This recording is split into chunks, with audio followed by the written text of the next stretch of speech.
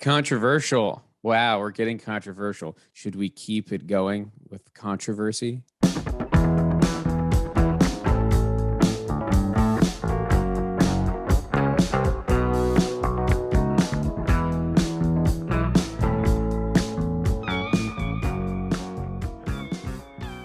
What's up, everybody? Welcome back to Listography. Jason, Joe, and Crams are here, and you may also notice a fourth person on your screen. Today, we're beginning the auditions to replace Joe with another Joe. That's not true. Joe's not going anywhere. We just have a second Joe today. It is Joe Kwaczala. Hello. Hi. Joe is a stand-up comedian. He's got a half-hour Comedy Central special, ton of funny videos on his YouTube channel. And the real reason he's here today is because he also hosts a podcast called Who Cares About the Rock Hall, where he talks about the Rock and Roll Hall of Fame. So he's a very knowledgeable guy when it comes to rock and roll. And that's what we're talking about today. He's going to do the Smiths with us, per his suggestion. It was my suggestion, yeah. And I'm excited to do it. Ooh, baby, can you feel it in the air? The excitement, the raw kinetic energy bouncing off the walls. Unfortunately, enthusiasm for the Smiths is at an all-time low because Morrissey is such a tool bag anymore. But I know that is the thing. When I think about it in the context of the Rock Hall, because they are not in yet, and it kind of feels like, listen, they need to get in, but like you gotta let it cool off, I think, for a little bit. I don't know how long that's going to take. I don't know if Morrissey can keep his mouth shut. The other thing that like sucks about it is, you know, the Smiths is not just Morrissey. Like the other members of that group are very talented and deserve to get in and should not have to suffer based on what he's, you know, mouthing off about. But we'll see. I think it'll happen soon, but time will tell. How soon is now? Hey. So I love the title of your podcast, Who Cares About the Rock Hall? And these kind of in-depth discussions that you do about things that maybe a lot of people don't care about, and your acknowledgement of that. That's kind of what we're all about here too. We have ranked the entire studio discography of the Cranberries. So I feel like you're a kindred spirit in that way. Oh yeah. You got to traffic in the, why are you doing this? Yeah, exactly. That's a sweet spot. So we are counting the 4 studio albums. We're also counting Hatful of Hollow, and we are counting Louder Than Bombs. So it's going to be 6 today. You know, we're always kind of against doing the compilations here, and we mostly stick to studio albums. We figured having a guest on, we'd kind of break the rules a little bit, and we thought it would be fun. But how do you feel about their inclusion in their catalog? Do you feel like they are as important as the studio albums? I will say that with Louder Than Bombs, you get a full, I think a lot of people think of Louder Than Bombs as an album. It's kind of, I feel like it's treated canonically like an album.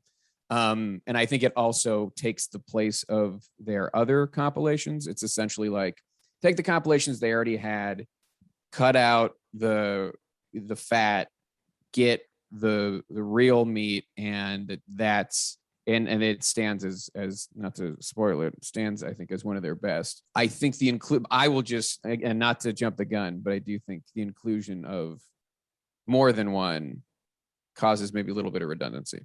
All right, so the last thing to get to before we jump into lists is our Familiarity. I personally knew every one of these albums. I think I've heard every Smiths song before. However, I'm not super clear and knowledgeable about the history of all these singles and which ones come from where. And so it's very confusing to me. And some of the songs appear multiple places. So I've got notes on all of this stuff. So hopefully we can work through it without too much confusion. But if I say something that's incorrect, oh well, sorry. How about you guys? What do you know going in? I'm coming in with having a good familiarity, and with most of them, I had not really listened to Strange Ways Here We Come before, which is their last studio album. and I've listened to the other ones quite a bit. Again, excluding Hatful of Hollow, I know some of the tracks in there. I essentially scooped up what wasn't available on Louder Than Bombs on an individual basis from Hatful of Hollow, but never. I don't think I've ever listened to Hatful like top to bottom in their chosen order. But the other ones I love and like have loved for a long time. Me and Steigs, I've always been big Smiths guys for sure. Knew all four. Did never listen to Hatful of Hollow or Louder Than Bombs, but knew about 80% of the songs. Know all of Morrissey's solo stuff for good and bad. Big time. Yeah, I mean, I knew all the major albums, all four of the actual studio albums. I'd listened to Hatful and Louder Than Bombs. I think all the way through. I don't know if I got all the way through both of those compilation ones, but I know the singles. I know most of the B-sides. There's definitely some redundancy as far as like the tracks go and the singles and everything. And I'm like Jason, like I didn't really know where like it all fit together because it's such a bizarre discography in general. But Queen is Dead won my album of the year in '86, and Strange Ways was a top 5 in '87. So yeah, I'm a pretty big Smiths fan. Jason, we nominated Queen is Dead as well, didn't we? I had all of them nominated of the 4 studio albums. Everything except Meat is Murder was nominated for me. It's very rare we all 3 get an album nominated in one year. I only had Queen is Dead. Well, let's get to it then. I guess we'll let our guest go first. You want to give us your least favorite Smiths album? Yes, I will do that. I have kind of alluded to what it is already. I think Hatful of Hollow just is, you don't need it. If you have Louder Than Bombs, then you have the best parts of Hatful of Hollow. There's a few tracks that are good that you don't get anywhere else. But the other thing is on Hatful of Hollow, you get versions of some great songs that are not the best versions. I just don't think it is a worthwhile album, especially if you don't want to like be repeating a bunch of stuff you could be getting packaged better somewhere else. So I'm kind of defiantly saying Hatful of Hollow doesn't even deserve to be on the goddamn list. So I'm putting it number 6. Let's do Joe's back to back. Let's get the Joe's out of the way. Yeah. My number 6 is going to be Meat is Murder. I definitely warmed up to this one. I believe I'm on record as saying that it was a bad album. And I sort of lived with that throughout my life. Yeah, Cramser knows. In the comment section, I'm always ragging on it. But it definitely grew on me during this listen through. And maybe I just never like really listened to it because I think it has some great cuts on it, especially the first track, Headmaster Ritual, I think is great. That open like chiming from Marr. And Marr, I love Marr so much that he can basically make anything great. I just think it's missing like that one like major cut. Like if How Soon Was Now was on this one, I think it would probably be a little bit better received. In some versions it is.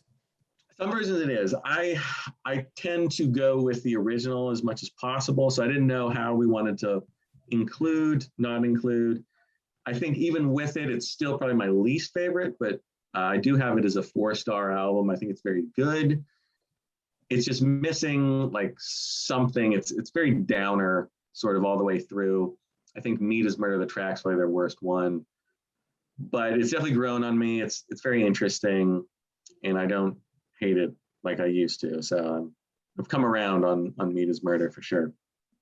All right, my number 6 is the debut, The Smiths. I've got it at 3.5 stars. I think it's really good, but compared to the other stuff, it's not quite as pretty, not quite as lush. I don't think Johnny really stands out as much as he does on other stuff, and it's a little bit too rambunctious for me at times.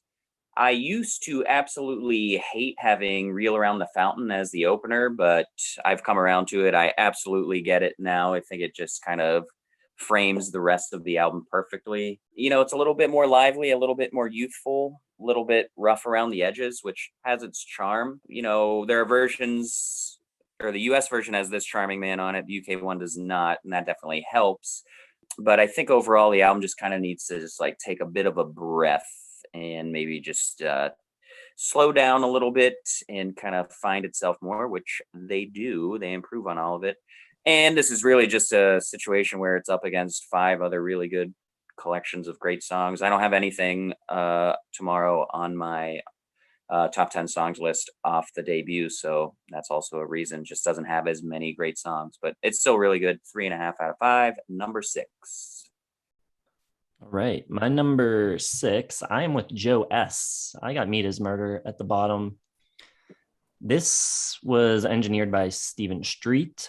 I think this is the first time he turns up, maybe. Our old friend from the Cranberries discography. He produced a bunch of their albums. This was their only number 1 album in the UK. It only went to 110 in the US. You can really see the disparity between how the two countries viewed them with this record. I agree with Joe, though. I think there's just something missing, and I'm not quite sure what it is, because I think generally all the songs are decent, but none of them are great.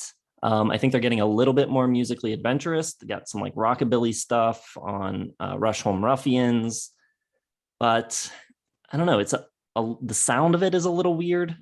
It's a little too reverby in places, especially on a track like What She Said, where I think Morrissey's voice gets a little washed out. I think the playing on Nowhere Fast is a little sloppy. The guitar doesn't feel quite locked in with the rhythm section. On the plus side, though, I think Andy Rourke's bass lines are getting really good at this point. And, you know, he's not someone that I would normally like think of off the top of my head as one of my favorite bass players. But when you really like listen, he's got so many good bass lines, incredible, really melodic, catchy lines. So I think he's really coming into his own on this record. But something about the record just never gels. It never really stands out as like, man, this is great. It's just like, okay, this is good. It sounds like the Smiths. It's all pretty solid, but I don't know. It doesn't excite me as much as the other records. So that's why it's at the bottom, 3.5 stars. You know, it's interesting you mentioned Andy Rourke, because I think, you know, I think the bass playing is so crucial to the Smiths sound. You know, it is so present. It is not hiding in the mix. Usually it's so forward and melodic. And that's when we get more Andy, that usually I think is when I tend to like them the most. I hate for this to be a cop out for my number 5, but the reality is music sticks with you when you hear it at a certain time and when you have it for years. Like I had said, Strange Ways, Here We Come, I had not really heard a ton of before. I had heard Girlfriend in a Coma. I think that was probably the only track from that album that I knew. I listened to it. I think it's fine. It just did it not make me think of my youth? Is that the problem? Could be. That could be it. Is that invalid? Potentially. But still, Strange Ways just doesn't, this is no pun intended, strike a chord with me. I think it's fine. It didn't really, I like to get, you know, some of the Smiths can kind of like wash me away in a mood. And I can get kind of taken with it. This just really was not doing that for me. So I am putting Strange Ways, Here We Come at number 5. My number 5, this is tough. This is where it gets real hard. And I think I'm going to go with one of the compilations, and I think I'm going to go with the lesser compilation. And I believe that is Hatful of Hollow. And I agree with my fellow Joe. The versions of their best songs on here are done better elsewhere. You have How Soon Is Now making its first appearance, and that's phenomenal. But This Charming Man, the version on here, not even close to as good as this single version. Mm-hmm. And the same with What Difference Does It Make? The one on the debut, it's in a slightly higher key, I think. It's a little better sounding. And I mean, as much as I love all of the singles, the A sides and the B sides on here, like William Is It Really Nothing? You have Hand in Glove, which was on the debut, Still Ill, which is one of the Peel sessions, Heaven Knows I'm Miserable Now, which is a phenomenal single. It just feels like I've heard most of these songs better in other places. And the two kind of singles that lead off with William Is Really Nothing is lead off side 1, and Heaven Is I'm Miserable Now, lead off of side 2, are great, but it just doesn't feel like a whole album. It kind of feels more like just all their sort of extras and singles in one place, and a couple different takes of stuff. So as much as I like it, and I have it 4 stars, and I think it's great, but if you have Louder Than Bombs, you don't really need this one. So it's going to slot in at my number 5. I still think it's great, and there's some great songs on here, obviously, but better on sort of the original versions, and just get the couple singles and you'll be fine. Agree. Me too. It's my number 5 with an asterisk. I'm having a real existential crisis about being a listographer and doing these studio album lists with these compilations. It just doesn't seem fair. The songs are showing up in other places, so it feels like I feel like shit putting it ahead of the debut. But I mean, if you're asking me which one I would rather listen to, it would be this one because it's got songs I like more on it. I mean, it's a hell of a lineup. Like if they just played these songs, these 16 songs as a live show, I'd go home happy. But yeah, like you guys said, it doesn't, it's not a studio album. It's not that much of a piece of art that we consider studio albums to be like a time and place in an era for a band or artist. This one's just thrown together. And like you guys said, most of these songs sound better elsewhere. So it's a heck of a playlist, but it is what it is. 4 stars, though, with an asterisk for me. That's asterisk, by the way. Yeah, it's difficult to contort your fingers to make an asterisk, but we are all, I think, doing a great job. Maybe have it in motion. All right. My number 5, after hearing some of you talk, potentially controversial, I've got Louder Than Bombs at number 5. But so I get all of your points. They're all valid. And I think if someone had never heard the Smiths before and came to me and they have I have X amount of dollars, I can only buy one Smiths album, what should I buy? Maybe it's this one because you're getting a lot, and a lot of it is very essential.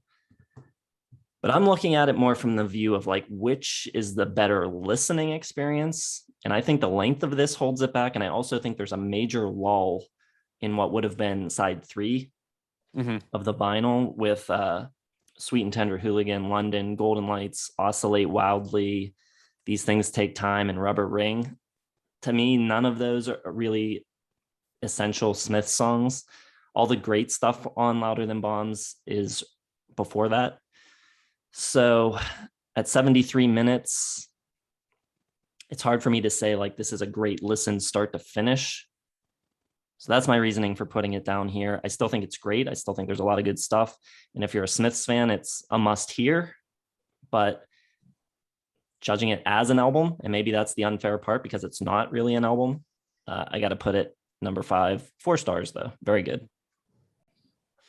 Controversial. Wow, we're getting controversial. Should we keep it going with controversy? Perhaps. I think I might upset you guys and everyone on earth because we're at number 4. And at number 4, I am putting The Queen Is Dead. Which, here's my reason. I'll give my reasoning. I think The Queen Is Dead has some very high highs, but I also think The Queen Is Dead has some low lows. And to me, it doesn't really get going until we hit cemetery gates, as they would say it. I'll go ahead and say it. Frankly, Mr. Shankly is a corny ass song. I'm not into the Smith songs that have an oompa as their main, thing driving it forward.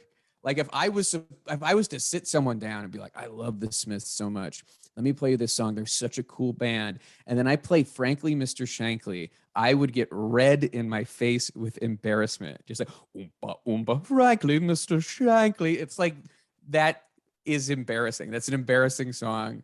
And I think you hide, if you're going to put that song on an album, you hide it later. It's number 2. It's the second track after a track. The opening track is good, but it's so fucking British. And and it starts off like, take me back to whatever. I think there's cringe moments in The Queen is Dead that we as a society have not really grappled with. There are songs like, obviously, like Big Mouth Strikes Again, that is like one of the best songs of all time. And, you know, after that, it goes on a run. I also think Vicar in a Tutu, though, is kind of corny. Vicar in a Tutu, like it's just so cheeky. And I think, you know, there's some very slow, pretty songs like I Know It's Over, but like I think that one comes too early in the listening experience too. I think you have to earn that a little bit more with some of the fun we have later. So for me, while The Queen is Dead, like I said, has some huge highs and some of the like highs, I think, in the Smiths' whole career, as an album and to me a listening experience, it is uneven. So I'm putting The Queen is Dead at number 4. Well, that's pretty controversial. That's a tough act to follow right there. Maybe I'm an Anglophile because I do love the Britishness of it, and it's going to appear later on my list. I got, in my number 4, I got the debut, The Smiths, and it's a hell of a debut. It came out in 84, so it didn't make my top 5 because 84 is just absolutely loaded with some of my favorite albums of all time, but it's a really great debut. I don't think the band or Morrissey is quite up to their, like, once you go through the discography and you get to like Strange Ways, and Morrissey's, you know, vibrato control and everything else is just so on point. A couple of years later, there's a little bit sort of like that off-key crooning that you get from Morrissey on here. Marr has some great parts, and something like This Charming Man is just, his guitar line in that is astounding. I don't know if that really is included on this one. It's another one where it's the US and the UK versions are very different. I don't know if it would raise it for me if it was included. I can include it on here. Why not? Because I do love the track. So, but the first half, you know, starting with Reel Around the Fountain, Cramler said he kind of learned to love that. I still don't love that as a lead-off track. I kind of battle with side 1. I think most of the great tracks are in side 2. Still Ill, Hand in Glove, What Difference Does It Make? All fantastic. And I think Suffer Little Children, which sort of like completes the circle of like depressed, like I don't want to get into like Morrissey's psychology, but it sort of like completes the circle as far as the subject matter. But it's a little depressing in spots, and I just don't like Morrissey's voice quite as much on this as I think he gets better basically on every album, every single. I still have it as 4 stars, and I still think it's great. It's an essential listen. It's an incredible debut, but I mean, I just love some of the other albums a little bit more, so it's going to be my number 4, but still great. All right. Number 4 for me, I've got it 4 stars. I'm going with Meat is Murder. I don't agree. I'm a big meat eater, but the album's great, and it's got a really cool, fuller sound, I think, than even the singles had before this. And the thing I really like is they kind of up the anger and the snide and the like strident grating kind of like we're a little pissed and a little angsty, and we've got ideas bigger than just lonesome college rock jangly loungy kind of sound. Headmaster Ritual, killer opener. Love his like little yelping thing. I think Johnny's starting to kind of flex a little bit on this album, which is awesome. Like Russian Ruffians is great. What She Said has that great speedy guitar. I don't agree with Jason. I think sort of the chaos of that is what makes it great. I love This Joke Isn't Funny Anymore. The drum sound on that is different than the rest of the album, and it's a really cool little touch. And then it's got like that weird clacking and Nowhere Fast is really cool as well. Love the acoustic sounds on Well I Wonder. I think of it kind of as Diet Queen is Dead. It reminds me a lot of it, with a little bit of the, you know, Morrissey kind of taking the lyrical show here and getting a little bit political and talking about society and like his grand kind of humor. But it's just not quite as good And even though Johnny and everyone else is getting better as players, they get much better, I think, after this. So I still think it's great. I've got it at 4 stars, but I do also agree with you that it's missing that kind of killer tune on it. I wouldn't even be able to say what my standout track is here. Maybe That Joke Isn't Funny Anymore, or Meat is Murder. I mean, the whole thing with the Smiths catalog is I don't think they have like a bad track. Like there's not one moment where I skip. I mean, my lowest rating is 3.5. Even in, Louder Than Bombs, which is a long ass album, you just keep going through it and it's great. But the Smiths are also a band, even though I love them, they're a lock for top 100 artists. I still have to be in the mood to listen to them. It's not like I just wake up and boop, like let's throw on a Smiths mix. There's a very specific moment and I don't know what it is. Like it's just a subconscious, like, am I ready to get into the Smiths for a week? Yeah, I'll do it. So, and I don't remember the last time I did have a big Smiths phase, maybe like 2015, 2016 for a little bit, but it was mostly in college and high school. So, but this week has been great and I was never sick of any songs. I just think Meat is Murder is missing their like A++ material. So that's where I've got it, number 4. All right, my number 4 is going to be the self-titled debut. So apparently they recorded, I think, the whole album with Troy Tate, the guitarist from the Teardrop Explodes, and they decided to scrap it. They hooked up with John Porter, who produced. I think his production is interesting. It's really straightforward, and I never really noticed it till this week listening to it, but it varies a lot from track to track. There are songs here that sound totally different from other songs. Like they almost sound like from different sessions, where the amount of reverb on Morrissey's voice is completely different. The EQ is totally different. And I don't know, it's kind of interesting. I think the best songs sound the best. Maybe that's a subconscious thing where I've already decided that I like those songs the best because they sound the best. I don't know. This record this week grew off of me the most, I think. This was in my top 5 for 84 when we did the albums of the year. And I have it down to 4 stars now, which would mean it was one of very few 4 stars to make a top 5, if that is the case, if it still would hang out in my top 5. I think, I don't know, it's just inconsistent, I think is the thing. I love some of it. Reel Around the Fountain and This Charming Man and What Difference Does It Make? All great. Maybe Hand That Rocks the Cradle. It's pretty great too. Really good for a debut. Really unique sound for them to come out with on their debut record. So I think a lot of things about it are great, but it's got these tracks that just aren't quite on the same level as those other ones. And I think the production hurts it a little bit, which I never really noticed until this week when I was really paying attention. But some of the tracks just don't sound as good as the other tracks. So the other 3 records I have, I think, are really, really great. So I can't put it ahead of those. So number 4. I think that's also kind of the case on Meat is Murder. There are a few tracks that seem like they were done with completely different engineering. Like it's very unusual. It goes away after Meat is Murder, but I know what you're talking about. Yeah, I gotta come clean. I don't know that I'm as much of an audiophile as you guys in terms of being able to, suss out and determine different engineering styles. I don't know. Again, I just try to be taken away by the music, man.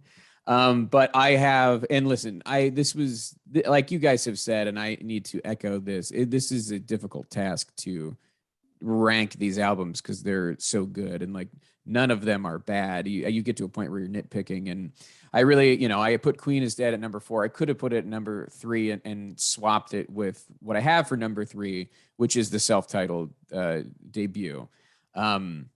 I just, I kind of like what I feel is some youthful exuberance that I detect in that album. There's something about it that is fun and maybe a little bit raw. I think we often culturally put the Smiths and the Cure into a box where they're depressed music. And that's just kind of like, oh yeah, this is music for like, I'm a sad goth. And I really don't think that's fair for either band because there's so much of their music that is so bouncy and fun and funny and like dance music. And I think about that with the Smiths, and especially their debut. And I think of like This Charming Man, which is like, I don't know if you guys have ever had the opportunity to go to someone who's correctly DJing like an 80s night. And if you're with people who like kind of know their shit, you throw on This Charming Man and like people go nuts. It's just such a fun, you just want to dance forever to it. And I think there are other songs like that on this album. Like I think You've Got Everything Now has that quality to it. Hand in Glove also is just like, this is a group of songs that, to me, maybe if there's some sonic differences, for whatever reason, it holds together as an album in feel, in a way that was not as good as I had remembered. But listening back to it, there are some, when Morrissey's screaming that he needs advice, not his finest moment, but I just like this album. I think it's such a solid debut, and I like going back to it. And there are some really great, and maybe also it's my defiant stance on Hatful of Hollow that's making me hold on to the Smiths, where I think the better versions of those songs are. I just, it's number 3 for me. They do get unfairly put in that box. They're closer to like REM and dance college rock than they are like sad goth stuff. It's almost like their song titles conjure up imagery that is way sadder than what the songs themselves are. I don't disagree. My number 3, and we're up to 5 stars from here on out. I think all these are just phenomenal. Some of the best albums of the 80s, if not all time. I just don't think anyone did it better, and is like an emo teen that hated Brand New and Thursday and like all the current emo stuff. I just totally like fell in love with the Smiths' depressive sort of like pre-emo. Like that was my stuff. That was my jam. Like the Smiths did it first. So I'd always kind of rag on my friends for listening to the new stuff. My number 3 is going to be Strange Ways, Here We Come. And I heard a lot of these like songs before I got into the albums. Like back when I was a teenager, I didn't buy a lot of albums. So I just kind of knew the singles. So I, knew Girlfriend in a Coma. I thought it was great. Stop Me If You Think You've Heard This One Before. And Last Night I Dreamed That Somebody Loved Me was like my depressive, like emo jam, like just so miserable and perfect for me. And I think this album is just so lush. I think Johnny Marr's guitar and everything else that he plays on here just sounds so like rich and full. I think Rourke and Joyce, the rhythm section is just phenomenal. I think Morrissey's voice by 87 has gotten so much better. He's so much in, just in more control of all his vibrato and like all the little things he does. And it doesn't quite have, I don't know how many of these songs are going to make my top 10, but I think all of these songs are great. Like there's not a single one on here I don't think is fantastic, none that I would skip. And I just think it's a really great kind of final, maybe they were getting a little tired of each other, but I think they pulled off just a really great album, made my top 5 in 87, and just sonically listening to it is just a gorgeous experience. So it is my number 3, but I have it at 5 stars. All right. Number 3 for me, I'm with Joe. I got 5 stars for number 3. It's a different album, but got 3 5 stars. This one comes with the asterisk, though. I'm going with Louder Than Bombs. I can't put it ahead of my 2 5-star studio albums, but one of the best compilation albums of all time. It does have a shitload of songs, like 25 songs on it, but all of them are under 4 minutes. So it's just coming at you, and everything's different. It's basically like getting tapas for music. You're just getting like a little like, London, Girl Afraid, not bad. William, it was really nothing. Delicious. And it just never ends. I like the way it closes. It's got on the fourth side, it's got Please, Please, Please Let Me Get What I Want, one of my favorites of all time. This Night Has Opened My Eyes is there. I don't mind Rubber Ring. I think that was one Jason mentioned. So I don't really have a lot to say, as an album in its entirety, but goddamn, what a bunch of great friggin' songs. And I think this is the only one Sheila Take a Bow does end up on, which is a great one. So that kind of makes it essential. And like we were saying with Hatful, it's like, if you had to pick one, for me, it is Louder Than Bombs. So yeah, there you go. Number 3, Louder Than Bombs, asterisk, 5 stars. All right. My number 3 is Hatful of Hollow, which, as we've made many references to, is a compilation of singles and B-sides, and also recordings for the Peel sessions and the Jensen sessions. To me, this plays almost like a greatest hits album, which is totally amazing because at the time this came out, they only had the debut out. So a band with one album, essentially putting out an album of hits. And I don't disagree with you guys. I think for a lot of the songs that are repeats here, I think the better versions are elsewhere. But I think these versions have a lot of that youthful exuberance that Joe Kwaczala was talking about when he was talking about the debut and how they have this energy about them on that record. I think they have even more of that here, especially on the Peel sessions. And it makes the whole record just kind of move and flow. And I think it's a good listen from start to finish. The rhythm section on this record, especially, and even more so on the Peel sessions and Jensen sessions, is fantastic. Rourke and Joyce on this are in top form. A lot of great songs. Heaven Knows I'm Miserable Now, Girl Afraid, Back to the Old House, I think is really beautiful. Acoustic track, which you don't get. You get acoustic tracks throughout their discography, but not many that are this stripped down, where you can really hear the guitar and the vocals so clearly. I think it sounds fantastic. Morrissey's voice on it is great. And maybe the one track that I do like more here is Reel Around the Fountain. I think it is a little cooler. It has I think it's the most different. I think a lot of the other songs here that are found elsewhere are very similar. But I think that they changed this one up. It's got a different groove to it. I think it's really cool here. 4 stars overall for this record. I like it a lot. Yeah, so I'm taking the flip side for my number 2 record, and Louder Than Bombs for me. I just think, and you guys and the listeners are getting a sense of what it is that I value from the Smiths, which is not the sadder, slower songs, but I really like the brightness that comes with this group.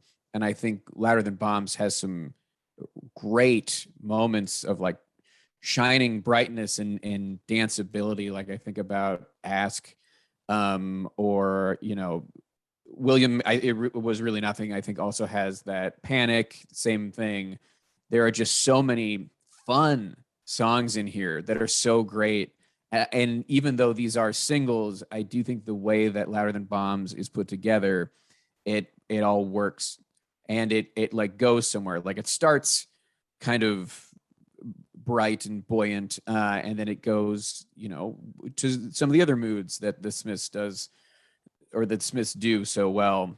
It was mentioned side 3, I think it was, that maybe wasn't as solid, but I like a lot of those songs, as it turns out. And I'll throw my weight behind Oscillate Wildly. I think that song's great. I think it is a hashtag mood, as the kids might say.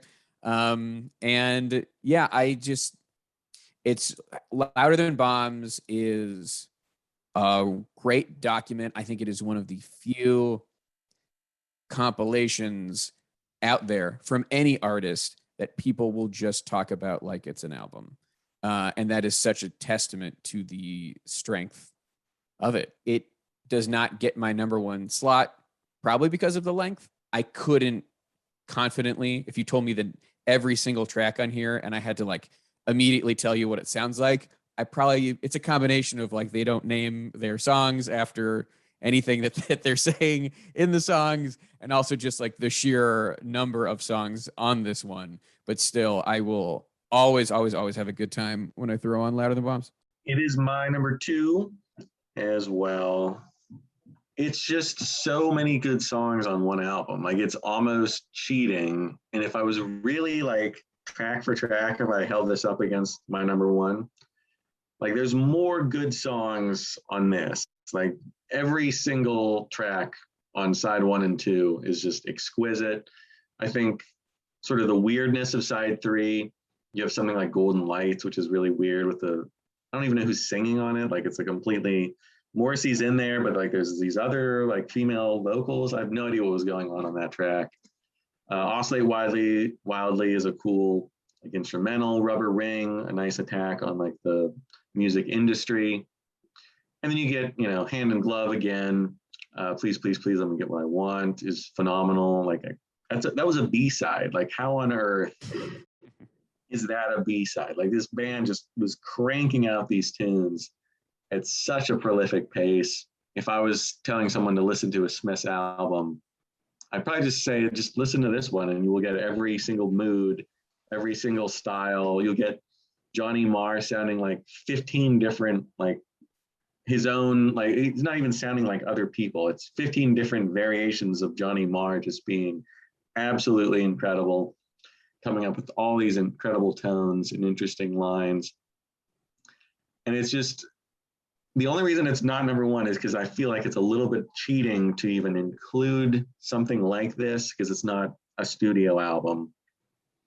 But I mean, there's just nothing bad about this album. It's 5 stars. I don't mind the length. I want more Smiths.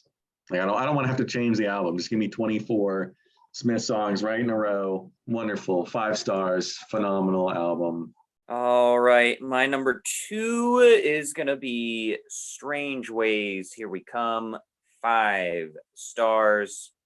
And to pick off where you left off talking about Johnny, obviously on this channel, we all play guitar. We always geek out over guitar players. We went on that big craze for the dude that played on 3 albums of the Byrds, terrible Byrds album, but tremendous guitar work. We're always talking about guitarists we love, but we have slighted Johnny Marr. I think he is phenomenal. And I always liked his guitar work, but listening to 6 albums in a row all week, I was like, God damn, I hear so many guitarists like post the Smiths that, especially like Johnny Greenwood and even what Peter Buck would do later with REM and stuff like that. It's like, oh my God, yeah, it's just Johnny Marr.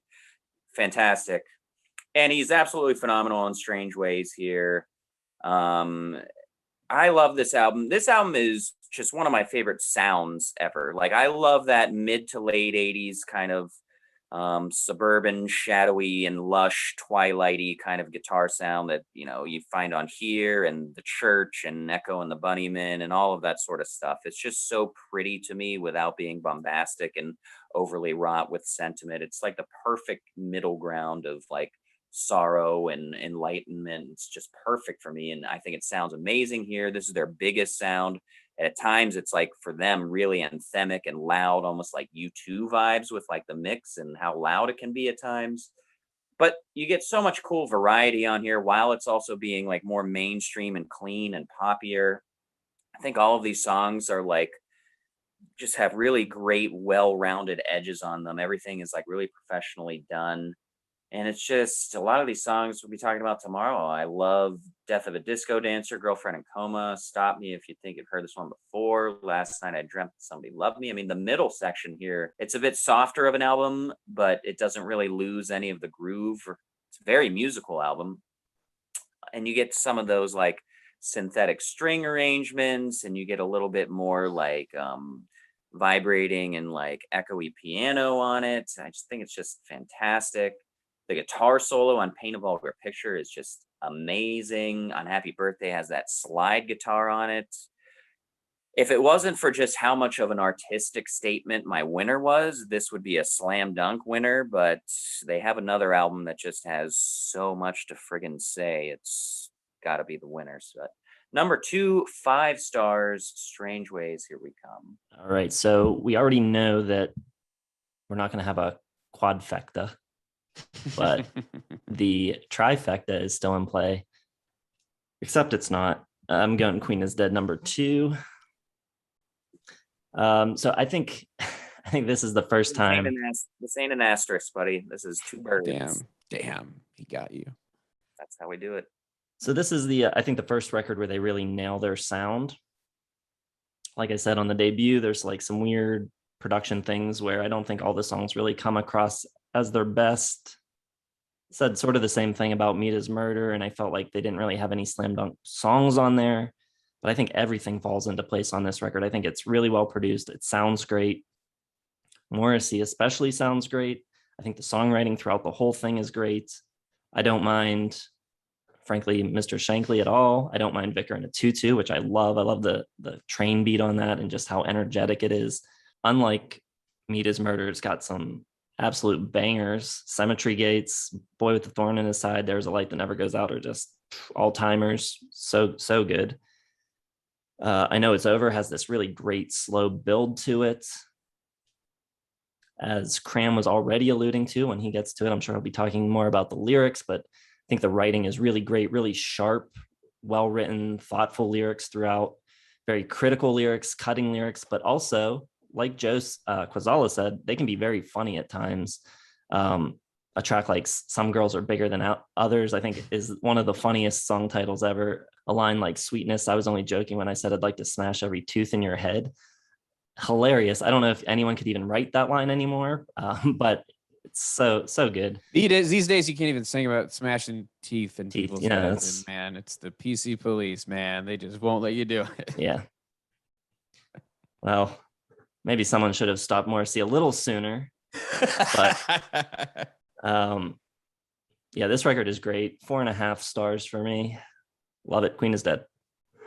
That line is actually where Smash Mouth got their name. No, I made that up. That's not true. Oh, dear God. Man, in that case, it's like, what hath we wrought? But I'm glad that's not true. Wow, we've made it to our final round, guys. Number 1 album of the Smiths, and you can't say I was influenced by other people.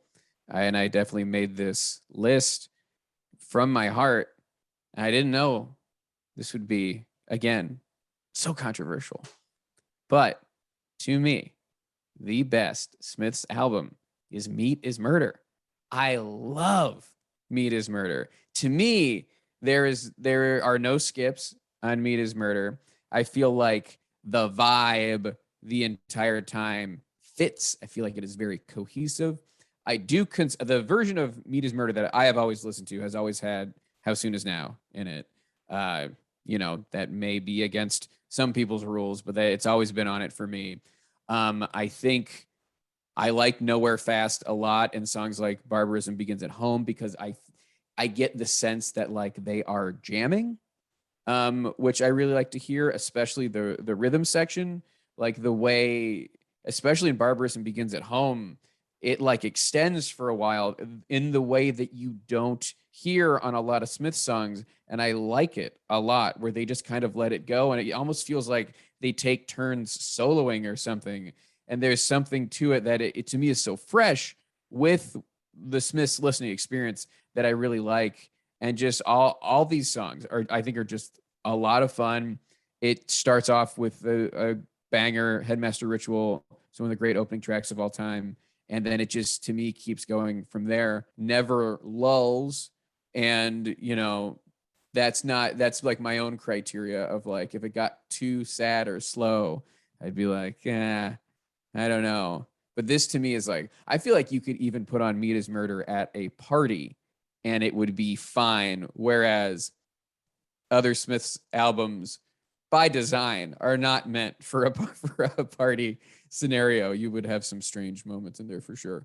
But man, I just really love Meat is Murder. The only thing that maybe is weird is obviously the end of the last track, which is a track I love. But it becomes a statement, and but I actually appreciate that. I think that's ballsy. I think that's risky. And I think if you're going to do something like that, you do it at the very, very end of the album. So Meat is Murder, number 1 for me, baby.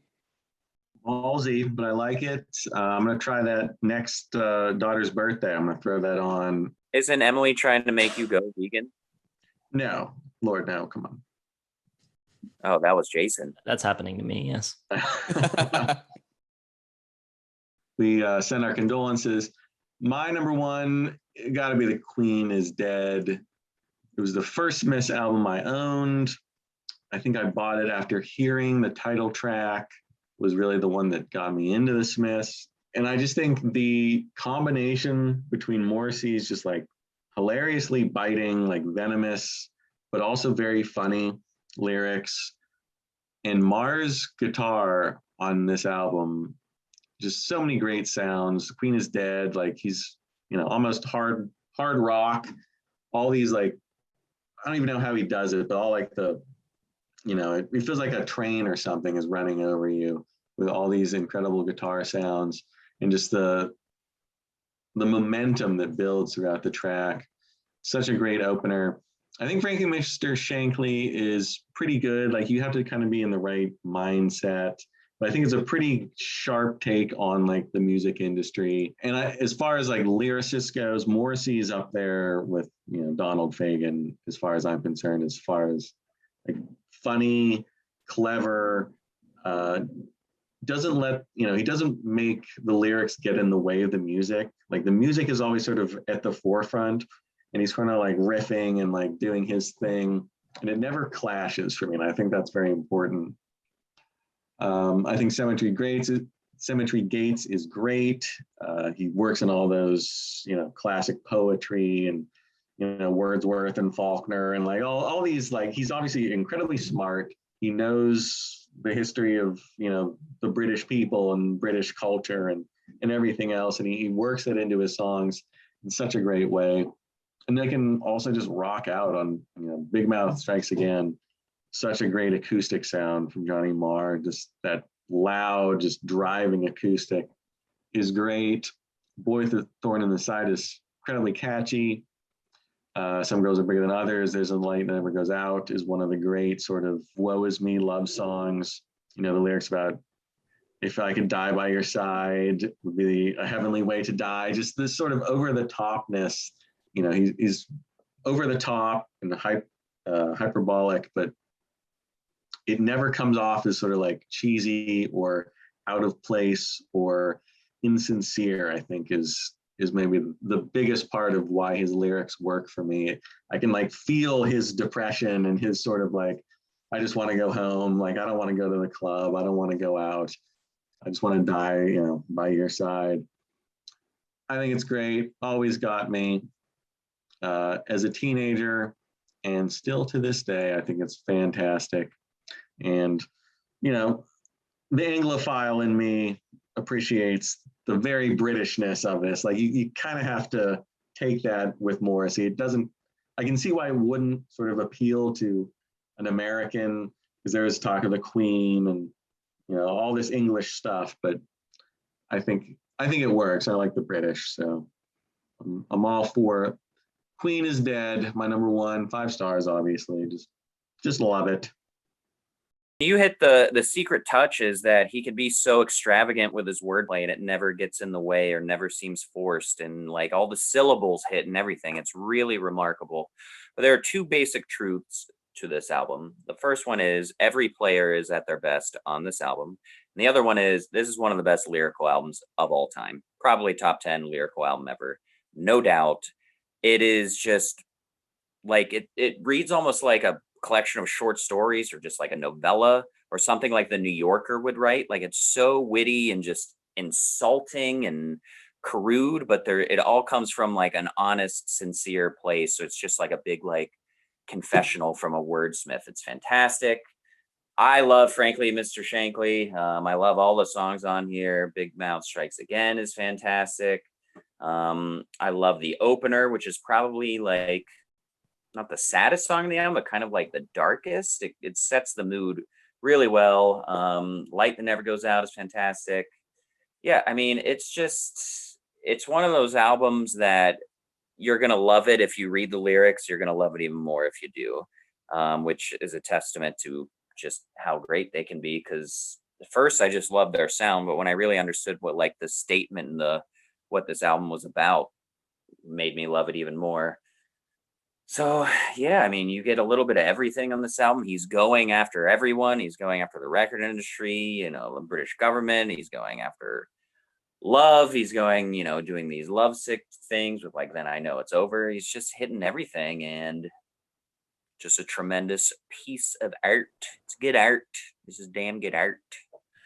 So 5 stars. Number 1, I can't believe Jason's not getting us the trifecta here. Obviously, he's going to go for the best mix and the one with the most radio, simple song, whatever. Go ahead, talk about it. Go ahead. Yeah, my number 1 is Strange Ways, Here We Come. Not released until several months after they'd broken up, but I'm with Joe. So lush and rich sounding. I love the variety of styles that they use on this record. Really interesting arrangements throughout.